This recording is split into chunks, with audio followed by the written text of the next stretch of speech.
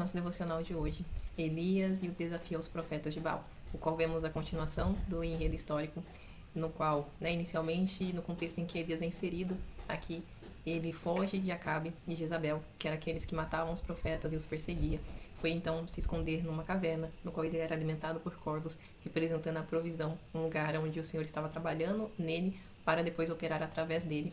E deste modo então é enviado posteriormente a Sarepta, que encontra-se ali com uma viúva, que de modo que só tinha um pouco em sua botija, que era um pouco de azeite e um pouco de farinha, representando aquilo que lhe faltava, a ausência, de modo que quando o profeta lhe pede, ela lembra que ali era o último recurso que ela possuía para si e para seu filho. E de modo que Elias, representando uma intervenção divina, lhe pede então um pouco de azeite e um pouco de farinha, que primeiro era fazer para o Senhor, para depois para ela. De modo que o Senhor estava representando ali, através de Elias, que era o socorro, bem presente no momento da angústia, porque ali de fato era um tempo de dificuldade, mas o Senhor sabendo que ali era o limite, a linha limiar que dividia a vida e a morte, porque assim ela declara que após comer, eles então morreriam. Mas o Senhor, através de Elias, que envia uma intervenção. O último recurso, o milagre é operado, de modo que ali o Senhor faz transbordar, faz multiplicar, para que ela pudesse então continuar a viver com seu filho. E posteriormente observamos também um grande milagre, a ressurreição, no qual o filho dela, após morrer, então ela pede para que o profeta o traga novamente à vida. Deste modo, observamos a operação do Senhor, através daqueles que são chamados segundo o seu querer e a sua vontade, e se submetem ao querer do Senhor, porque não é somente ser escolhido, mas se colocar na posição daquele que Deus escolhe, é se disponibilizar a fazer a vontade do Senhor. E observamos que Elias é essa representação. E após passar por Sarepta, então ele volta a Samaria. E Samaria ali era onde estava o governo de Acabe e Jezabel, que era um reinado idólatra, que se prostrava diante de Azera e Baal. E tinha ali os seus profetas pagãos. Mas agora Elias é chamado pelo Senhor a confrontar essa idolatria, no qual eles adoravam a deuses que tinham ouvidos, mas não ouviam, tinham olhos, mas não viam, tinham mãos, mas não operavam, e tinha boca, mas não falava. E agora Elias então é levantado para confrontar essa realidade de idolatrias que ocorria em Samaria. De modo que Obadias, o administrador do reino de Acabe, que estava ali à procura de Elias, que era procurado em todo o reino. E Obadias aqui representava aquele que guardava, aquele que preservava a vida de profetas, de modo que ele já havia guardado 100 profetas para que não fossem mortos pela mão de Acabe e nem de Jezabel. Observamos então que diante de tudo isso, Elias vai até Obadias, que encontra no caminho e pede para que Acabe venha até ele, para que assim ele pudesse fazer conforme a vontade do Senhor. E observamos que nos versos 43 e 44 diz: Então ordenou ao seu servo, sobe agora e olha para o oeste, para o lado do mar. Ele subiu, olhou e disse: Não há nada lá, Senhor. Mas Elias ordenou: Retorna ao mesmo lugar 7 vezes. Na 7ª vez exclamou o servo: Há uma nuvem que se levanta do mar, mas do tamanho da mão de um homem. Então Elias respondeu: Sobe e leva esta mensagem a Acabe. Prepara o teu carro e desce, antes que a forte chuva te impeça de ir.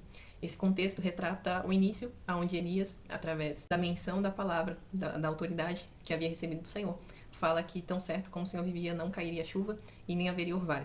Após 3 anos, então, ao seu retorno a Samaria, ele pede para que suba ao Carmelo os profetas de Baal e os profetas de Azera, no modo que em torno são 850 profetas, e apenas Elias representava ser profeta de Yahvé. Então ele fala aos profetas que todos fariam o mesmo, e o Deus que respondesse com fogo, então esse seria o Deus verdadeiro. De modo que ele declara para que o povo escolhesse a que Deus eles serviriam. Então, dito isto, nós observamos que ele pede para que reconstrua o altar, de modo que é feito um sacrifício de um novilho, é dividido em partes. Ele pede para que derrame água, e o Deus que ali respondesse com fogo e consumisse o sacrifício do altar, de modo que secasse. Então esse seria o Deus de Israel.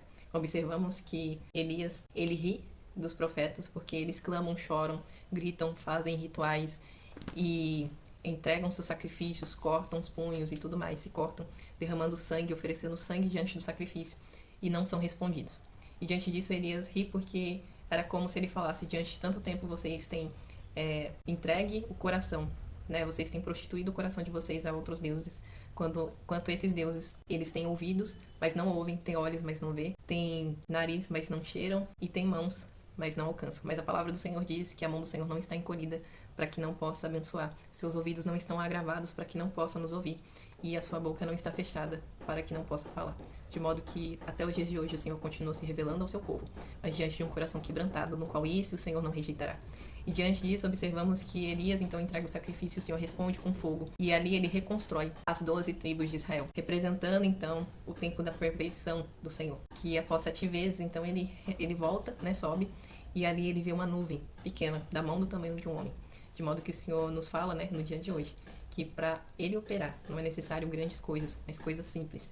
Muitas das vezes pecamos no pequeno e não nas grandes coisas, porque o Senhor não é como o homem, que precisa chamar a atenção, mas é aquele que opera no silêncio, aquele que de coisas pequenas transforma em grandes, porque ele verdadeiramente sabe como agir. A justiça do Senhor não é como a nossa, e seu operar não é como nós esperamos, porque diante da sua soberania, ele demonstra a sua grandeza, que ele não é homem para que minta, nem filho do homem para que se arrependa, mas também aqui nós observamos que o mesmo Deus que chama Elias, diante de um tempo de sacrifícios pagãos, rituais malignos e tudo mais, o Senhor demonstra ainda sua misericórdia, demonstrando para o povo que ele não estava morto, mas que está vivo, continua nos respondendo, continua nos ouvindo e continua nos abençoando, de modo que os seus olhos contemplam toda a terra, que são como chamas de fogo.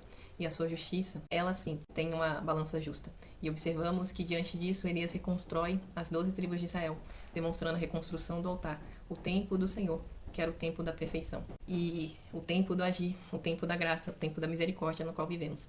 E o Senhor nos chama então a voltar a Ele e fitar os nossos olhos nele e buscá-lo de todo o coração, porque ainda é tempo. Talvez essa seja o tempo oportuno, o tempo agradável do Senhor, que você possa buscá-lo e assim como Elias reconstruir o altar, porque certamente o Senhor responderá com a sua palavra, com o seu espírito, com a sua presença. Que Deus te abençoe.